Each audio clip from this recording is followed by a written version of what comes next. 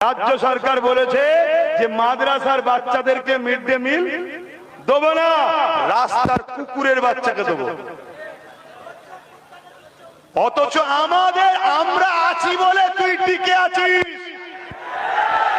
আমরা বিগত দিন কারো পাশে ছিলাম, সে গতিতে বসেছিল, আমরা সরে গেছি, রাস্তার কুকুরও তাকে চিনতে পারে না। কথা ভুল বলছি নাকি? তাহলে আমরা ভোট দেবো আর তুমি পাওয়ারে বসে আমার বাচ্চাকে মিড ডে মিল দেবে না, কুকুরের বাচ্চাকে দেবে। তুমি আমার বাচ্চাকে কুকুরের বাচ্চা থেকে খারাপ বললে এই অধিকার তোমায় কে দিল? জবাব চাই, ঠিক না বেটে? এটা বলার অধিকার আছে না? হুজুর জলসা মাহফিল এসে কেন বলছে বুঝতে পারছো না? কি গো, মাথায় ঢুকছে তো নাকি? না এখনো কারো চুল করছে? যদি থাকে কলেমায় রোদ্দপুর করে নতুন করে মুসলমান হ। আমি লড়াই করছি আমার কোরআনের পক্ষে, আমি লড়াই করছি আমার কওমের বাচ্চা মাদ্রাসার ছেলের পক্ষে।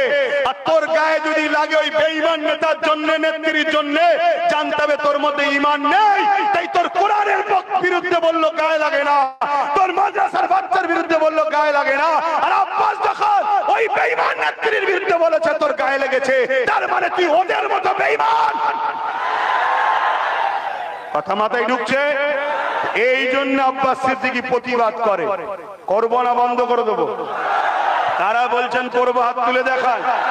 এই হাত সত্য তো না ধোকা দিচ্ছে? আচ্ছা, যদি ধোকা দেন আমার কি ক্ষতি হবে? কি ক্ষতি হতে পারে? আমি তো আজ থেকে প্রতিবাদ করছি না, আপনি কি ভাবছেন ও আমায় রুখে দেবে? অত সহজ নয়। আমাকে একমাত্র একজনই রুখতে পারে, সেটা আমার আল্লাহ। শুনছেন? সেটা আমার আল্লাহ। এছাড়া আমায় রুকার ক্ষমতা কারো নাই। অতএব শুনে রাখো, কেউ যদি আমায় রুখতে যায়, আল্লাহ তাকে দুনিয়ায় দেখা বন্ধ করিয়ে দেবে। কথা বুঝে আসছে? অতএব ও নিয়ে কখনো চিন্তা করি না। কিন্তু আপনাদের কাছে জানতে চাইছি, আমার সঙ্গে যদি ধোকা দেন, আমার ক্ষতি না আপনাদের ক্ষতি? জোরে বলুন।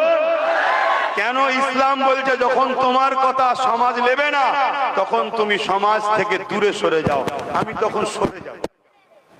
এ জাতিকে বুঝাবার দরকার নেই যে জাতি কোরআনের দুশমনদের সাথ দেয়। এ জাতির হয়ে কথা বলার দরকার নেই যে জাতি মসজিদ মাদ্রাসা যারা ভাঙে তাদের হয়ে সাথ দেয়। এ জাতির হয়ে কথা বলার দরকার নাই যে জাতি তার বাচ্চাকে কুকুরের বাচ্চার থেকে ছোট করেছে, তারপরেও তাকে সাথ দেয়। এ জাতির সাথ দিবার প্রয়োজন তখন নাই। আমার ঈমান